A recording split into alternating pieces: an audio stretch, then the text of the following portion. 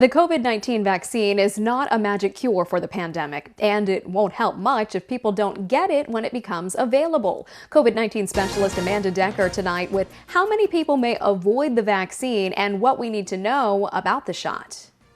55% of surveyed firefighters in New York City say they don't feel comfortable taking the COVID-19 vaccine once it comes out because they need more information. And they're definitely not alone. This entire process can feel extremely rushed and frightening because it's not something we've been through individually before, but it is something these drug companies and the country have dealt with in the past.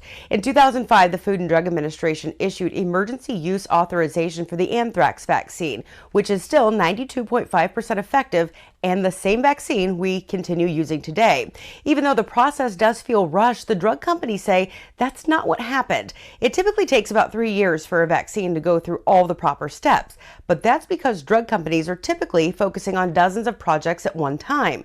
This process was sped up to a matter of months because basically all other projects within Pfizer, Moderna, and the other drug companies were put on hold, allowing them to solely focus on the COVID-19 vaccine.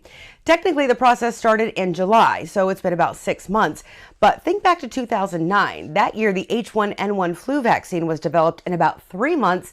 It just never had to receive emergency authorization, so it wasn't really talked about. Now, keep in mind, most of us won't be getting the vaccine for several months, and oversight will not end from federal officials, health officials, and the drug companies once the vaccines are sent out. Panels of hundreds of health experts and medical doctors will continue monitoring the progress for at least 2 years, and so far there have not been any problems. As far as efficacy or how long the immunity to COVID-19 will last once you've gotten the vaccine, we know that lasts at least 3 months and in some cases even longer. But remember, because COVID is so new, researchers still have to watch and wait and see when that protection might wear off. Now, this will not be a mandatory vaccine. For example, mumps, measles, and rubella are required to be vaccinated against for kids to attend school. That won't be the case with the COVID-19 vaccine, at least not anytime soon. Now, from an international standpoint, certain professions may require it down the road, such as frontline healthcare workers and others who travel frequently. But the bottom line from the World Health Organization this morning, getting the vaccine is the best idea. One member of the WHO is saying, quote, balancing personal responsibility and what you are willing to do to protect yourself and those around you with what needs to become law is the key, because if we ask ourselves, am I doing the right thing? Typically, you get the right answer without any mandates or government requirement.